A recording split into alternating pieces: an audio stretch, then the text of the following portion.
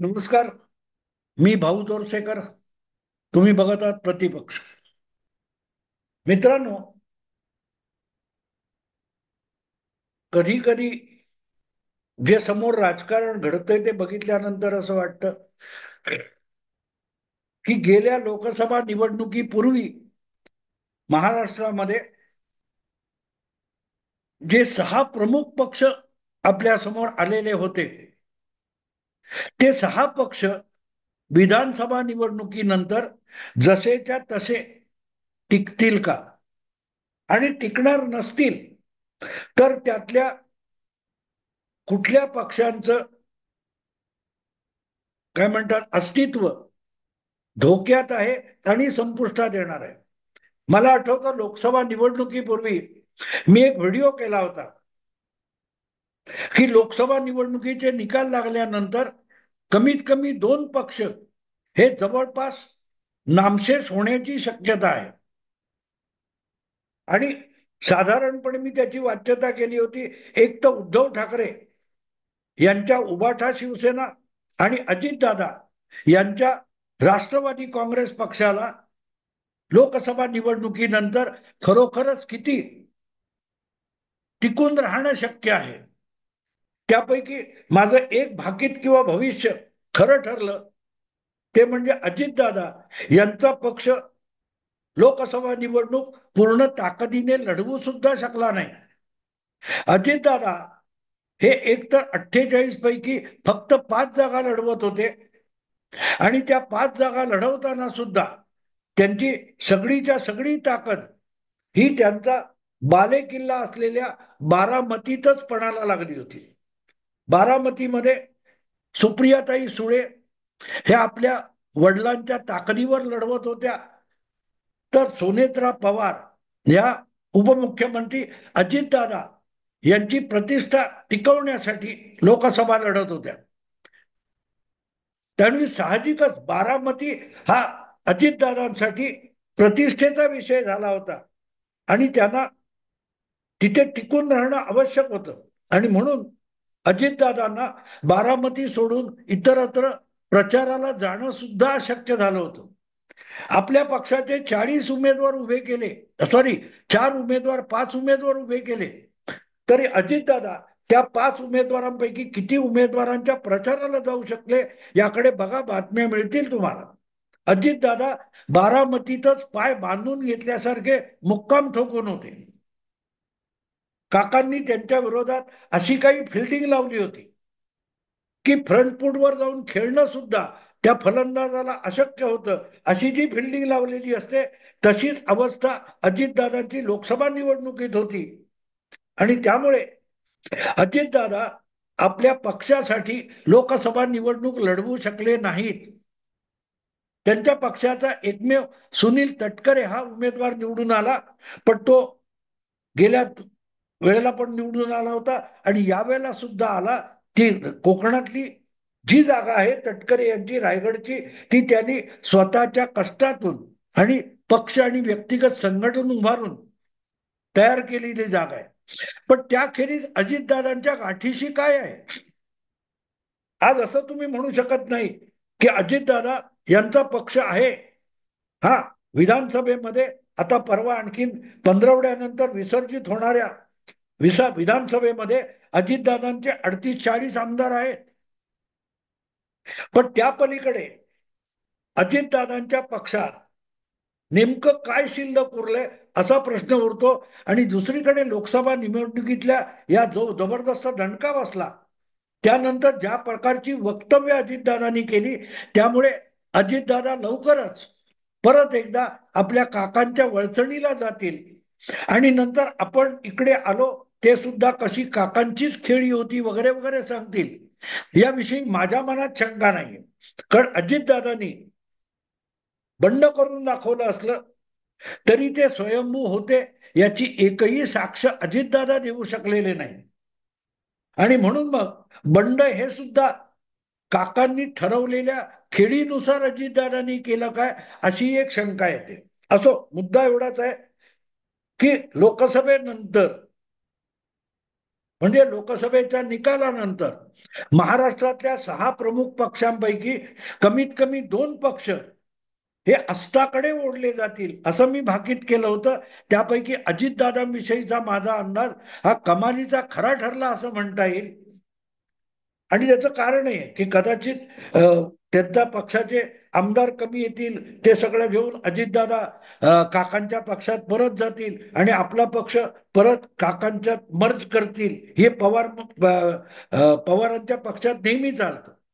यापूर्वी पवारांनी 2दा वेगळा पक्ष काढला आणि काँग्रेसमध्ये विलीन केला. यावेळेला ते काम पुतण्या करेल. मुद्दा तो नाहीये. मुद्दा असा आहे की पवार अजितदादांचा पक्ष हा भवितव्य नसलेला पक्ष आहे. यावर आता जवळपास शिक्कामोर्तब झालेला आहे.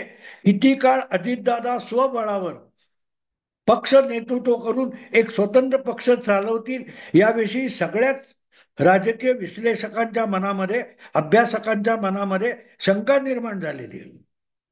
त्यामुळे विधानसभेनंतर अजितदादांचं अस्तित्व कितपत असेल या प्रश्नाचं उत्तर निकालानंतर मिळणार आहे. लोकसभेनंतर ती घरघर दिसायला लागली, विधानसभेनंतर चित्र अधिक स्पष्ट होईल. पण लोकसभेच्या आधी मी जे भाकीत केलं होतं, कुठल्या तरी 2 पक्षांचं अस्तित्व संपुष्टात येऊ शकतं. त्यातील दुसरा पक्ष माझ्या अपेक्षेप्रमाणे उद्धव ठाकरे यांचा होता.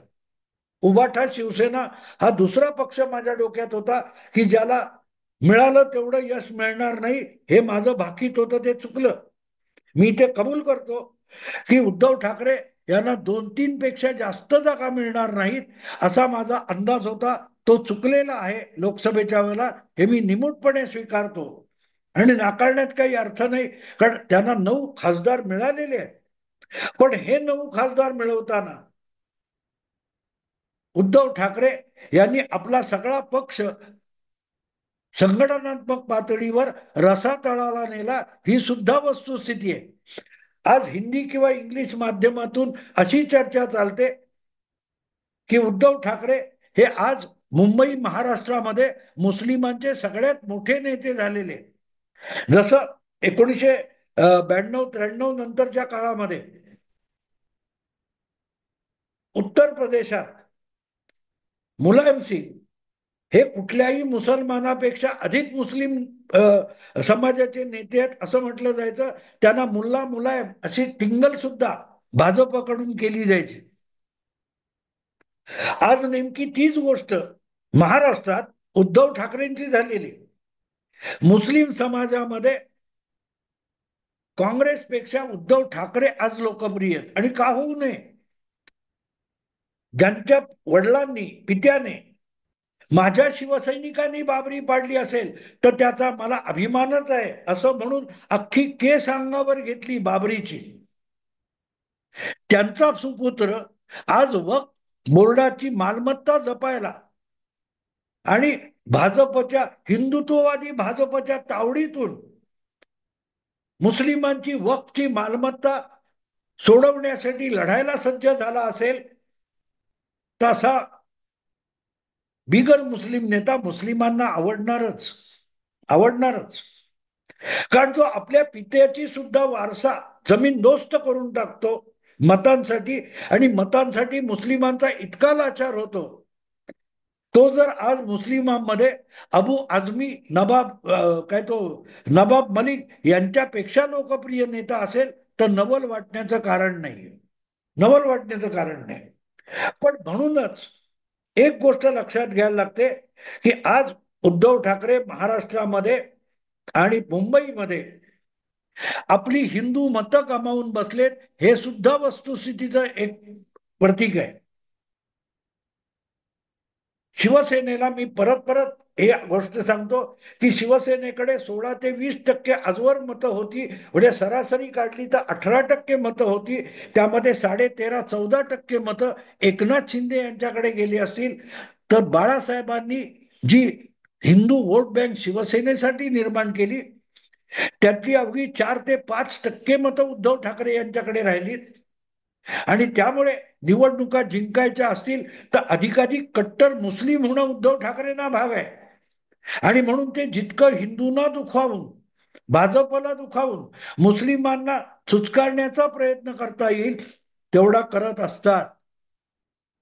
आणि म्हणूनच काँग्रेसपेक्षा किंवा राष्ट्रवादी शरद पवार गटापेक्षा अधिक मुस्लिमांच्या बाजूने आणि हिंदूंच्या विरोधात उद्धव ठाकरे बोलत असतात. तर ते मुस्लिमांचे लाडके नेते झाले तर नवल कुठलं? अजिबात नवल नाही. आणि तिथेच मग फरक पडतो की यातून उद्धव ठाकरे सुद्धा आपल्याला एक पुरावा देतात, एक पावती देतात की आता माझा उभाठा शिवसेना हा पक्ष हिंदू मतांचा लाचार राहिलेला नाही. लक्षात ठेवा मित्रांनो, काय साक्ष देत आहेत की माझा उभाठा शिवसेना पक्ष हा हिंदू मतांचा लाचार राहिलेला नाही. मित्रांनो, या देशात हिंदुत्वाचं राजकारण भाजप पण करत नव्हता. त्याची सुरुवात 1980च्या दशकामध्ये बाळासाहेब ठाकरे यांनी केली होती. पार्ल्याची जी पोटनिवडणूक होती, ज्यात डॉक्टर रमेश प्रभू हा शिवसेनेचा पहिला हिंदुत्वाचा आमदार निवडून आला. त्या पार्ल्याच्या पोटनिवडणुकीत प्रचार करताना बाळासाहेबांनी सरळ सरळ आक्रमक पवित्रा घेतला होता, मला मुस्लिमांची मतं नकोत, मी फक्त हिंदू मतावर निवडणूक लढवणार आहे, असं म्हणत होते. ज्या वेळेला भाजप सुद्धा हिंदुत्वाची भाषा बोलत नव्हता, गांधीवादी समाजवादाची भाषा भाजप बोलत होता. भाजप हिंदुत्वासाठी शिवसेनेच्या बरोबर नव्हता. अशा बाळासाहेबांचा मुलगा आज शिवसेना उभाठा चालवताना फक्त मुस्लिम मतांसाठी वाटेल तितकी लाचारी करायला तयार झाला, तर मुस्लिमांना तो आवडला तर नवल नसतं. लव जिहाद वगैरे म्हणतात ना, ही एखादी हिंदू मुलगी ही मुस्लिम तरुणाच्या प्रेमात पडून किंवा त्याला पटवली गेल्यानंतर त्याच्याशी लग्न करते आणि इस्लाम धर्म स्वीकारते, तेव्हा त्याचं कौतुक त्या मुस्लिम कुटुंबाकडून आणि मुस्लिम समाजाकडून होत असतं. कारण ती आपला मूळ धर्म, आपली मूळ श्रद्धा लाथाडून मुस्लिम होत असते, त्यासाठी ती मुस्लिमांना आवडत असते. तेव्हा लव जिहाद मध्ये उद्धव ठाकरे हे आपल्या प्रथा परंपरा धर्म यांना नाथाडून जर मुस्लिमांना चुचकारणार असतील तर लव जिहाद मधल्या मुलीसारखं मुस्लिमांचं प्रेम उद्धव ठाकरे यांच्या वाट्याला आलं तर नवल नाही. पण एक फरक असतो मित्रांनो, एक फरक असतो की हा आलेला जो मतदार असतो मुस्लिम, तो कुठल्याही पक्षाकडे कायम टिकत नाही. ही सुद्धा वस्तुस्थिती असते. ही सुद्धा वस्तुस्थिती असते. 1900 मला वाटतं 90च्या निवडणुकीमध्ये किंवा मला वाटते त्याच दरम्यान बाबरी वगैरेच्या काळात, नाही सॉरी, 1995च्या वगैरे निवडणुकीच्या काळामध्ये, 1995च्या निवडणुकीत मुलायम सिंग काशीरामच्या मदतीने, बसपाच्या मदतीने आणि काँग्रेसच्या पाठिंब्याने उत्तर प्रदेशचे मुख्यमंत्री झाले होते. आणि महाराष्ट्राच्या विधानसभा निवडणुकीमध्ये त्यांनी झेप घेतली होती, उडी घेतली होती आणि मुंबईत कुठलीही सभा न घेण्यासाठी आलेले मुलायम सिंग यांनी मुस्लिम लीग फोडली होती. मुस्लिम लीगचे 15 नगरसेवक मुंबई महापालिकेत होते, त्यातले 11 नगरसेवक मुलायम सिंग यांची भेट घेऊन त्यांच्या समाजवादी पक्षात गेले. मुस्लिम लीग सुद्धा ठोकरून मुलायमच्या मागे मुस्लिम नगरसेवक आणि मुस्लिम मतदार गेला. म्हणून त्यावेळेला महाराष्ट्रात मला वाटते 95 मध्ये अबू आझमी नाही, बशीर पटेल आणि आणखीन एक कोणतरी मुस्लिम आमदार निवडून आला होता. मला वाटते भिवंडीचा होता. पण सांगण्याचा हेतू असा की मुस्लिम मतदार हा मुस्लिम लीगला ठोकरून सुद्धा मुंबईत समाजवादी पक्ष म्हणजे मुलायम सिंगच्या बाजूने गेला होता आणि 2 निवडणुकांनंतर तो मुस्लिम मतदार समाजवादी पक्षाला ठोकरून राष्ट्रवादी काँग्रेसमध्ये गेला होता. नवाब मलिक हे सुद्धा समाजवादी पक्षाचे एक काळ आमदार होते, ते पुढे राष्ट्रवादीमध्ये गेले. पण होत होत होत 2014च्या निवडणुकीमध्ये 2014च्या निवडणुकीमध्ये तोच मुंबईतला मुस्लिम मतदार समाजवादी पक्षाला लाथ मारून ओवायसीच्या पक्षात गेला. वारिस पठाण आणि तो इम्तियाज जलील हे 2 आमदार महाराष्ट्रात ओवायसीचे निवडून आले. तिथे त्या आधीच्या काळामध्ये समाजवादी पक्षाचं मुस्लिम वस्तीमध्ये प्राबल्य होतं. तेव्हा आज उद्धव ठाकरे हे जे काय म्हणतात हुशारलेले आहेत मुस्लिम मतांसाठी, त्यांनी विसरू नये की ही मुस्लिम मतं तुमच्याकडे कायमची टिकत नसतात आणि ही कायमची न टिकणारी मतं आपल्याला मिळावीत आणि आत्ताची निवडणूक जिंकता यावी एवढ्यासाठी उद्धव ठाकरे यांनी जो काय प्रकार चालवलेला आहे त्यातून त्यांचा उद्या मुलायम सिंग झाला तर मला नवल वाटणार नाही. आणि त्यामुळेच महाराष्ट्रात मुंबईत आज मुस्लिम लीग नावाचा पक्ष उरलेला नाही. अबू आझमी सोडला तर समाजवादी पक्ष उरलेला नाही. त्याच्यानंतर त्याकडे मुस्लिम वळला होता तो राष्ट्रवादी काँग्रेस पक्ष आता मुंबईत उरलेला नाही. मग मुस्लिम मतांवर विसंबून हिंदू मतांना ठोकरणाऱ्या उद्धव ठाकरे यांचा उबाठा शिवसेना पक्ष पुढच्या निवडणुकीपर्यंत शिल्लक राहील. मित्रांनो विचार करा, आज आत्ताच्याही विधानसभा निवडणुकीत या मुस्लिम मतांचा काहीसा फायदा उद्धव ठाकरे यांच्या उबाटा शिवसेनेला मिळाला तर नवल नाही. पण ते आळवावरचं पाणी आहे, आळवावरचं पाणी आहे. जोपर्यंत एक नवी राजकारणाची लाट किंवा झुळूक येत नाही तोपर्यंत आळवाचं पान अस्थिर असतं. त्याच्यावर एखादा पाण्याचा ठिपका असतो, तो मणी हिऱ्यासारखा दिसतो. पण एखाद्या वाराची झुळूक आली आणि ते पान हललं की त्या आळवाच्या पानावरचं पाणी खाली पडतं आणि पान मोकळं होतं. तेव्हा आज उबाठा शिवसेनेच्या पारड्यामध्ये जी मुस्लिम मतं आहेत किंवा असल्याचा दावा केला जातो, ती मतं किती काळ टिकतील याचा विचार करून जर भविष्यातल्या राजकारणाकडे बघितलं तर मला वाटतं की उद्धव ठाकरे यांच्या पक्षाला महाराष्ट्राच्या राजकारणात फार काळ टिकून राहता येणार नाही. आत्ताच आणि गेल्या लोकसभा निवडणुकीत उद्धव ठाकरे हे अस्तित्वाची लढाई लढत होते आणि आता लोकसभेची निवडणूक संपल्यानंतर उद्धव ठाकरे यांची मनस्थिती द्विधा आहे. कारण लोकसभेला निदान राष्ट्रवादी आणि काँग्रेस पक्ष यांची सुद्धा अस्तित्वाची लढाई होती आणि म्हणून ते दोघे पक्ष खांद्याला खांदा लावून लढत होते. पण एकदा राष्ट्रवादी आणि काँग्रेस पक्ष यांना आपली अस्तित्वाची लढाई जिंकून आपल्या पायावर उभं राहता आल्यानंतर त्यांना आता उबाठा शिवसेनेच्या कोबड्यांची गरज उरलेली नाही. जितक्या लवकर उबाठा शिवसेना संपेल आणि त्यांच्याकडे असलेले कार्यकर्ते इच्छुक आपल्याकडे राष्ट्रवादी आणि काँग्रेसकडे येतील त्यावर काँग्रेसचा डोळा आहे. आणि म्हणून विधानसभा निवडणुका संपल्यानंतर त्यात जे काही यश उद्धव ठाकरे यांना मिळेल त्यानंतरच्या काळात म्हणजे पुढल्या महापालिका असतील, त्यानंतर परत 5 वर्षांनी येणाऱ्या निवडणुका असतील, तोपर्यंत उद्धव ठाकरे यांचा पक्ष शिल्लक राहील का, की उद्धव ठाकरे आपलं भाजपवरचं सुडाचं राजकारण चालवण्यासाठी काँग्रेसमध्ये विलीन होतील, उबाठा काँग्रेसमध्ये विलीन होईल की राष्ट्रवादी शरद पवार गटात विलीन होईल. प्रतीक्षा करू. आता इथेच थांबतो. आवडलं लाईक करा, शेअर करा आणि प्रतिपक्षाला सबस्क्राईब करा. नमस्कार.